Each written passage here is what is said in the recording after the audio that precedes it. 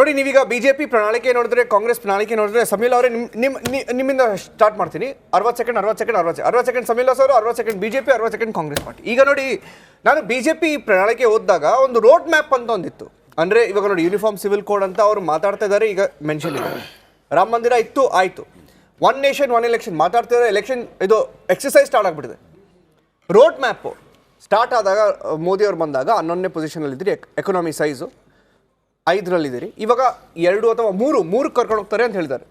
Third largest economy in the world. ಈಗ ನೋಡಿ, size ನಮ್ಮ 5 ಟ್ರಿಲಿಯನ್ ಅಂತ ಮಾತಾಡ್ತಿದ್ರು. ಈಗ 4.6 ಟ್ರಿಲಿಯನ್ ಇದೆ ಆಸ್ ಪರ್ ಸಮ್ ಎಸ್ಟಿಮೇಟ್ಸ್. ಈಗ ನನಗೆ ಡಿಫ್ರೆನ್ಸ್ ಕಾಣಿಸಿದ್ದು ಏನಂದರೆ, ಸಮೀಲ್ ಅವರೇ, I take your view on that. Difference ಕಾಣಿಸಿದ್ದು ಒಂದು ರೋಡ್ ಮ್ಯಾಪ್ ಅಂತ ಒಂದು ಕಾಣಿಸ್ತು ಈಗ ಮೋದಿ ಅವ್ರ ಮ್ಯಾನಿಫೆಸ್ಟೋ ಪ್ರಣಾಳಿಕೆಯಲ್ಲಿ. ಮೋದಿ ಅವ್ರ ಮ್ಯಾನಿಫೆಸ್ಟೋನೇ ಅದು, ಬಿಜೆಪಿ ಎಲ್ಲ. ಯಾಕಂದರೆ ಅವ್ರು ಮೋದಿ ಗ್ಯಾರಂಟಿನೇ ಹಾಕ್ಬಿಟ್ಟಿದ್ದಾರೆ.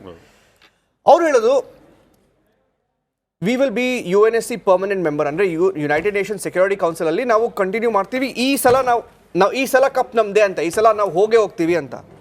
ಫಸ್ಟ್ ರೆಸ್ಪಾಂಡರ್ ಭಾರತ್. ಅಂದರೆ ಈಗ ಅರೇಬಿಯನ್ ಸಿ ಇರಲಿ, ಬೇ ಆಫ್ ಬೆಂಗಾಲ್ ಇರಲಿ, ಇವಾಗ ಇನ್ ದ ನೇಬರ್ಹುಡ್ ಫಸ್ಟಲ್ಲಿ ನಾವು we will take the lead, we will be on top. ಅಂದರೆ ನಾವು ಭಾರತ ಲೀಡಲ್ಲಿ ಇರಬೇಕು, ಒಂದು ಲೀಡರ್ಶಿಪ್ ಪೊಸಿಷನ್ ತಗೋಬೇಕು ಅಂತ.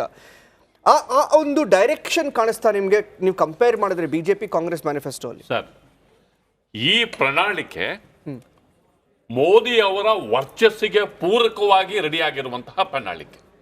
ಅವರು ಸ್ಪಷ್ಟವಾಗಿ ಹೇಳ್ತಾರೆ, ನಾವು ಜಗತ್ತಲ್ಲಿ ಸ್ಟ್ರಾಂಗ್, ನಾವು ಬಲಿಷ್ಠ ಭಾರತ ಅನ್ನೋದನ್ನು ತೋರಿಸ್ಬೇಕಾದ್ರೆ ನಾವು ಬಲಿಷ್ಠ ಆಗಬೇಕು. ನಾವು ಬಲಿಷ್ಠ ಆಗಬೇಕಾದ್ರೆ ನಮಗೊಂದು ಬಲಿಷ್ಠವಾದ ಮ್ಯಾಂಡೇಟ್ ಅನ್ನ ಕೊಡಿ, ದೊಡ್ಡ ಮ್ಯಾಂಡೇಟ್ ಅನ್ನ ಕೊಡಿ, ದೊಡ್ಡ ಅಂದ್ರೆ ಇತಿಹಾಸ ನಿರ್ಮಿಸುವ ಒಂದು ಮ್ಯಾಂಡೇಟ್ ಅನ್ನ ಕೊಡಿ ಅಂತ ಹೇಳ್ತಿದ್ದಾರೆ. ಹಾಗೆ ಹೇಳೋದ್ರ ಮೂಲಕ ಈ ಸರಿ ಏನ್ ಮಾಡ್ತಿದ್ದಾರೆ, ವಿಕಸಿತ ಭಾರತ್ 2047 ಅನ್ನೋ ಒಂದು ಡ್ರೀಮ್ ಅನ್ನ ಮಾರಾಟ ಮಾಡ್ತಿದ್ದಾರೆ. ಆ ಡ್ರೀಮ್ ಅನ್ನ ಮಾರಾಟ ಮಾಡೋದಕ್ಕೆ ಪೂರಕವಾಗಿ ಏನೆಲ್ಲ ಅಂಶಗಳು ಬೇಕು, ಮೋದಿಯವರ ವರ್ಚಸ್ಸು, ಮೋದಿಯವರ ವಿಷನ್ನು, ಮೋದಿಯವರ ರೀತಿ ನೀತಿ, ಅವರಿಗೆ ಪೂರಕವಾಗಿ ಅವರ ಮೋದಿಗೆ ಗ್ಯಾರಂಟಿ ಅನ್ನೋ ಪಾಯಿಂಟ್ನ ನೀವು ತುಂಬಾ ಸ್ಟ್ರಾಂಗ್ ಆಗಿ ಹೇಳಿದ್ರಿ. ಅಲ್ಲಿ ಪಕ್ಷ ಅಥವಾ ಸರ್ಕಾರಕ್ಕಿಂತ ಹೆಚ್ಚಾಗಿ ಮೋದಿಯವರ ಮೊದಲನೇ ಬಾರಿಗೆ ಮೋದಿಯವರ ವರ್ಚಸ್ಸಿನ ಮೂಲಕ ಪಕ್ಷವನ್ನು ಮುನ್ನಡೆಸುವ ಮತ್ತು ಜಾಗತಿಕವಾಗಿ ಭಾರತ ಬಲಿಷ್ಠ ಆಗಬೇಕಾದ್ರೆ ಮೋದಿಯವರಿಗೆ ಬಲಿಷ್ಠವಾದಂತಹ ಮ್ಯಾಂಡೇಟ್ ಅನ್ನು ಕೊಡಿ ಎನ್ನುವಂತಹ ಒಂದು ಸ್ಟ್ರಾಂಗ್ ಆಗಿರೋ ಸ್ಟ್ರಾಟಜಿ ಈ ಒಂದು ಪ್ರಣಾಳಿಕೆ ಹಿಂದೆ ನಮಗೆ ಸ್ಪಷ್ಟವಾಗಿ ಗೋಚರ ಆಗುತ್ತೆ. ಇನ್ನು ಉಳಿದ ಎಲ್ಲ ಅಂಶಗಳು ಈ ಒಂದು ಇಮೇಜ್ ಬಿಲ್ಡಪ್ಗೆ ಪೂರಕವಾದಂತಹ ಅಂಶಗಳನ್ನ ಇದರಲ್ಲಿ ಅವರು ಮಾಡಿಕೊಂಡಿದ್ದಾರೆ. ಹೀಗಾಗಿ ಇದು ಚುನಾವಣೆಯ ಒಂದು ತಂತ್ರ. ಹೌದು, ಪ್ರಣಾಳಿಕೆಯ ಹಿಂದೆ ಇರುವ ಲೆಕ್ಕಾಚಾರ ಇದೆಯಲ್ಲ, ಚುನಾವಣೆಯ ಒಂದು ತಂತ್ರ. ಈಗ ಬಿಜೆಪಿ ಏನು ಇದ್ಯಾವುದು ಕನಸನ್ನ ಮಾರಾಟ ಮಾಡೋದಲ್ಲ. ಒಬ್ಬ ಪ್ರೂವನ್ ಲೀಡರು 10 ವರ್ಷಗಳಲ್ಲಿ ಈ ದೇಶದಲ್ಲಿ ತಾನು ಮಾಡಿರ್ತಕ್ಕಂಥ ಅದ್ವಿತೀಯ ಸಾಧನೆ ಮುಖಾಂತರ ಬರ್ತಕ್ಕಂಥ 25 ವರ್ಷಗಳಲ್ಲಿ ಭಾರತ ಹೇಗಿರಬೇಕು ಅಂತೇಳಿ ಕನಸೇನಿದೆ, ಆ ಕನಸನ್ನು ನನಸು ಮಾಡಲಿಕ್ಕೆ ಹೊರಟಿರ್ತಕ್ಕಂಥ ದಾರಿ. UN ಸೆಕ್ಯೂರಿಟಿ ಕೌನ್ಸಿಲ್ದು ಪರ್ಮನೆಂಟ್ ಮೆಂಬರ್ಶಿಪ್ಪು ಹಿಂದೆ ಕಾಂಗ್ರೆಸ್ ನೆಹರು ಮಾಡಿದಂಥ ಮೂರ್ಖತನದ ಕಾರಣಕ್ಕೆ ಅವಕಾಶ ಒದಗಿ ಬಂದಂಥ ಸಂದರ್ಭದಲ್ಲಿ, UNSCಗೆ ಬಂದಂಥ ಸಂದರ್ಭದಲ್ಲಿ ಪೆದ್ದು ತಪ್ಪು ನಿರ್ಧಾರ ತೆಗೆದುಕೊಂಡಿದ್ದರ ಕಾರಣ ಇವತ್ತು ಆ UNSC ನಮಗೆ ಸದಸ್ಯತ್ವ ಕಳೆದೋಗಿರೋವಂಥದ್ದು. It is a mistake and blunder made by Nehru. ಬಾಯಿ ಚೀನಿ ಬಾಯಿ ಅಂತ ನಮಗೆ ಬಂದಂಥ ಅವಕಾಶವನ್ನು ತೆಗೆದುಕೊಂಡೋಗಿ ಚೈನಾ ಕೊಟ್ಬಿಟ್ಟು ಇವತ್ತು ಈ ದುಸ್ಥಿತಿಗೆ ಭಾರತವನ್ನು ತಂದಂಥದ್ದೇ ಅವರು. ಹೇಗೆ ಭಾರತದ ಒಳಗಡೆ ಮೋದಿ ಹೈತೋ ಮುನ್ಕಿನ್ ಅಂತ ಹೇಳ್ತಾರೆ, ಮೋದಿ ಗ್ಯಾರಂಟಿ ಅನ್ನೋದಕ್ಕೆ ನಂಬಿಕೆ ಇದೆ. ಜಗತ್ತಿನ ನಾಯಕರ ಮನಸ್ಸಿನಲ್ಲೂ ಕೂಡ ಮೋದಿ ಅಂತಕ್ಕಂಥದ್ದು ಇವತ್ತು ಗ್ಯಾರಂಟಿ ಇದೆ. ಓಕೆ, ಒಂದು ಸೆಕೆಂಡ್ ಮೋದಿ ಗ್ಯಾರಂಟಿ ಎಷ್ಟು ಪ್ರಮಾಣದಲ್ಲಿ ಅಂದರೆ, ಜಗತ್ತಿನ ಯಾವ ದೇಶಗಳು ಯಾವುದಾದ್ರು ಒಂದು ಪಾಲಿಸಿ ಮಾಡಬೇಕಾದ್ರೆ, ಏನೇ ಒಂದು ತೀರ್ಮಾನ ಮಾಡಬೇಕಾದ್ರೆ ಭಾರತದ ಹಿತದ ಆಧಾರದ ಮೇಲೆ ಮಾಡ್ತಾರೆ. ಇವತ್ತು ನಡೆದಿದ್ದ ಒಂದು ಉದಾಹರಣೆ ಹೇಳ್ಬಿಟ್ಟು ನಾನು ಮಾತನ್ನು ಮೈಂಡ್ ಅಪ್ ಮಾಡ್ತೇನೆ. ಇವತ್ತು ನಿನ್ನೆ ಏನು ನಮ್ಮ ಶಿಪ್ಪನ್ನು ಇರಾನ್ನವ್ರು ಏನು ಮಾಡಿದ್ರು, ಇರಾನಿನ ಫಾರಿನ್ ಮಿನಿಸ್ಟರ್ ಫೋನ್ ಮಾಡಿ ಹೇಳ್ತಾರೆ, we will take care of ಭಾರತದ 15 ಜನ ಭಾರತೀಯರ ಕೇರ್ ತಗೋತೀನಿ ಅಂತೇಳಿ. ಜಗತ್ತಿನ ಒಳಗಡೆ ಪ್ರತಿಯೊಂದು ದೇಶ ಕೂಡ ಭಾರತವನ್ನು ಸಂತೃಪ್ತ ಅಂದರೆ ಒಳ್ಳೆ ಗುಡ್ ಬುಕ್ಕಲ್ಲಿ ಇಡಬೇಕು ಅಂತ. ಇದು ಯಾಕೆ ಸಾಧ್ಯ ಆಯಿತು ಅಂದರೆ ಒಬ್ಬ ಅದ್ವಿತೀಯ ಒಬ್ಬ ರಾಷ್ಟ್ರ ನಾಯಕ ನಮ್ಮ ಮುಂದೆ ಇರೋ. ರಘೋರ್ಗ್ ಹೋಗೋಕ್ ಮುಂಚೆ ನೀವು ಇಷ್ಟೆಲ್ಲ ಉದ್ದ ಪಟ್ಟಿ ಹೇಳ್ತೀರಿ, ಅಂತಾರಾಷ್ಟ್ರೀಯ ಮಟ್ಟದ ಮಾತನಾಡ್ತೀರಿ. ಕಾಂಗ್ರೆಸ್ ಹೇಳ್ತಿರೋದು ಗ್ಲೋಬಲ್ ಹಂಗರ್ ಇಂಡೆಕ್ಸ್ ಅಲ್ಲಿ 111ನೇ ಸ್ಥಾನದಲ್ಲಿ ಇದೆ. ಏನ್ ಬಂತು? ಊಟನೇ ಸಿಗ್ತಿಲ್ಲ. ಅನ್ಎಂಪ್ಲಾಯ್ಮೆಂಟ್ ಬಗ್ಗೆ ಅಡ್ರೆಸ್ ಮಾಡಿಲ್ಲ. ಪ್ರಶ್ನೆ ಕೇಳಿಸ್ಕೊಂಡ್ಬಿಡಿ ಮಹೇಶ್ ಜಿ.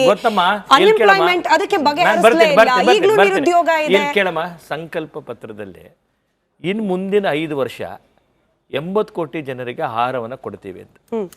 ಇಡೀ ಜಗತ್ತಲ್ಲಿ ಯಾವ್ದಾದ್ರು ಒಂದು ದೇಶ ಈ ರೀತಿಯ ಆಹಾರ ಬದವನ್ನು ಕೊಡ್ತಿರ್ತಕ್ಕಂಥದ್ದಿದ್ರೆ ಅದು ಭಾರತದ ಮೊದಲ ನಾವು ಪ್ರಮಾಣ ವಚನ ಸ್ವೀಕಾರ ಮಾಡಿದಾಗ ಈ ಸರ್ಕಾರ ಡಿವೋಟ್ ಮಾಡ್ತಾ ಇರ್ತಕ್ಕಂಥದ್ದು ಬಡವರಿಗಾಗಿ ಅಂತ ಹೇಳಿದಂಥದ್ದು.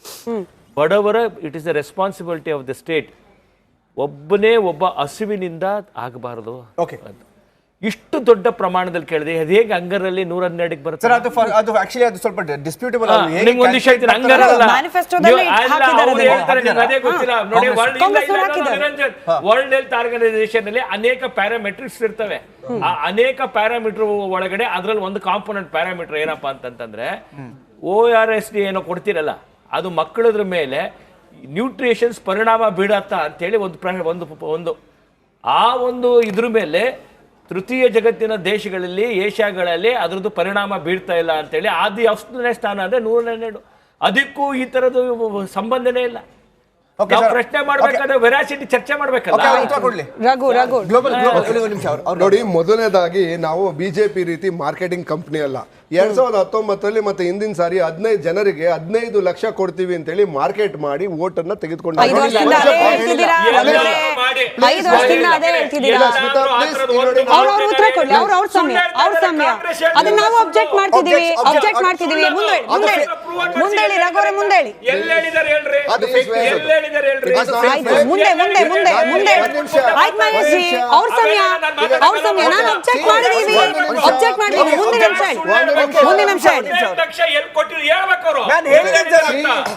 ಅದೇ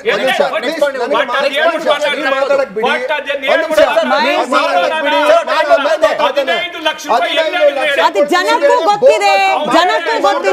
ಆಯ್ತು, ಡಿಬೇಟ್ ಹಾಳು ಮಾಡೋದು ಬೇಡ. ಮುಂದೆ ಹೇಳಿ. ಒಂದು ಮಾರ್ಕೆಟಿಂಗ್ ಕಂಪನಿ ಏನು ಇಲ್ಲದೆ ಇರೋದನ್ನ ಇದೆ ಅಂತ ತೋರಿಸಿ ಫೇರ್ ಅಂಡ್ ಲವ್ಲಿ ಕಪ್ಪಗಿರೋ ಮುಖವನ್ನ ಬಿಳಿ ಮಾಡ್ತೀವಿ ಅಂತ ಹೇಳಿ ಹೇಗೆ ಫೇರ್ ಅಂಡ್ ಲವ್ಲಿ ಆಗ್ತಾರೋ ಹಾಗೆ ಜನರಿಗೆ ಟೋಪಿ ಹಾಕುವ marketing company BJP. Please white, ಮಾತಾಡಕ್ ಬಿಡಿ. ಎರಡನೇದು ಇವರು ಗೋಲ್ಡನ್ ರಸ್ತೆ ಮಾಡ್ತೀನಿ ಅಂತ ಮಾರ್ಕೆಟ್ ಮಾಡಿದ್ರು. ಗೋಲ್ಡನ್ ರಸ್ತೆ ಅಲ್ಲ, ಬೆಂಗಳೂರಿನಲ್ಲಿ ಗುಂಡಿಗೆ 35 ಜನ ಸೋತೋದ್ರು, ಅಮಾಯಕ ಜನರು ಸೋತೋದ್ರು. ಹಾಗಾಗಿ ಬಿಜೆಪಿಯ ಬೋಗಸ್ ಮಾರ್ಕೆಟಿಂಗ್ ಕಂಪನಿ ನಡೆಯೋದಿಲ್ಲ. ಮೊದಲನೇ ಪಾಯಿಂಟ್. ಎರಡನೇದು, ಒಂದ್ ನಿಮಿಷ ಪ್ಲೀಸ್ ಸ್ಮಿತಾ. ಎರಡನೇದು ಅವರೇ ಒಪ್ಕೊಂಡಿದ್ದಾರೆ, ಅವರೇ ಪ್ರಣಾಳಿಕೆಯಲ್ಲಿ ಒಪ್ಕೊಂಡಿದ್ದಾರೆ. 80 ಕೋಟಿ ಜನರಿಗೆ ನಾವು ದೇಶದಲ್ಲಿ ಇರ್ತಕ್ಕಂಥ 80 ಕೋಟಿ ಜನರಿಗೆ ಹಸಿವಿನ ಅಕ್ಕಿ ಕೊಡ್ತೀವಿ ಅಂತ. ಅದರ ಅರ್ಥ ಇವರು 10 ವರ್ಷದಲ್ಲಿ ಈ ದೇಶದ ಬಡವರನ್ನ ಮೇಲೆತ್ತಕ್ಕಾಗಿಲ್ಲ ಅಂತ ಅರ್ಥ. ಅದು clear. That I have to accept. Thanks for that. ಇದು ಎರಡನೇ ಪಾಯಿಂಟ್. ಪ್ಲೀಸ್ ಥ್ಯಾಂಕ್ಸ್, ನೀವು ಅಕ್ಸೆಪ್ಟ್ ಮಾಡ್ಕೊಂಡಿದ್ದಕ್ಕೆ. ಇಂಡೈರೆಕ್ಟ್ ಆಗಿ ಈ ದೇಶದ ಬಡವರನ್ನ ಬಡವರಾಗಿ ಇಟ್ಟಿದ್ದು ಮೇಲ್ ತಂದಿಲ್ಲ ಅಂತೇಳಿ ಅವರೇ ಅಕ್ಸೆಪ್ಟ್ ಮಾಡ್ಕೊಂಡಿದ್ದಾರೆ. Thank you. ಮೂರನೇದು, ಕಾಂಗ್ರೆಸ್ ಪಕ್ಷ ಬಿಜೆಪಿ ರೀತಿ ಮಾರ್ಕೆಟ್ ಕಂಪನಿ ಅಲ್ಲ, ನಮ್ದು ಮಾರ್ಕೆಟಿಂಗ್ ಕಂಪನಿ ಅಲ್ಲ. ನಾವು ಜನರ ಹಸಿವಿಗೆ ಕೆಲಸ ಮಾಡೋರು.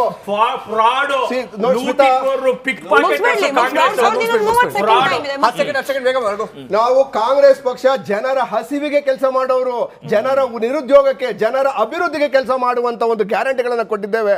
ನಾವು ಗ್ಯಾರಂಟಿಯನ್ನು 2,000 ರೂಪಾಯಿಗಳನ್ನ ಮತ್ತೆ ಬೇರೆ ಬೇರೆ ಗ್ಯಾರಂಟಿ ಕೊಟ್ಟಾಗ ಕ್ರಿಟಿಸೈಸ್ ಮಾಡಿದ್ರು. ಇವಾಗ್ಲೂ ಕೂಡ ಕ್ರಿಟಿಸೈಸ್ ಮಾಡ್ತಾರೆ. ಕರ್ನಾಟಕದಲ್ಲಿ ನಾವು ಹೇಗೆ ಕೊಟ್ಟಿದ್ದೀವೋ ಅದೇ ರೀತಿ ದೇಶದಲ್ಲಿ